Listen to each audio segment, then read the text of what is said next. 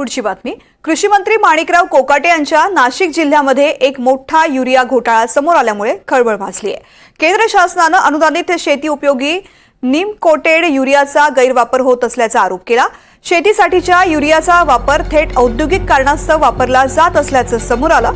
दिंडोरी तालुक्यामधील आशेवाडी परिसरात असलेल्या गोदरेज ॲग्रोवेट या नामांकित कंपनीमधून 50 किलो वजनाच्या 1800 गोण्या म्हणजेच 90 मेट्रिक टन माल जप्त करण्यात आलाय.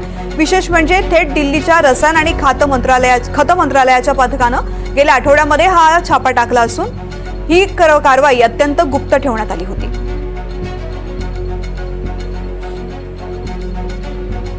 खत नियंत्रण कायदा आहे, ते इसेन्शियल कमोडिटी ॲक्ट आहे, त्याच्यानुसार आपण संबंधित गुन्हे दाखल केलेले आहेत.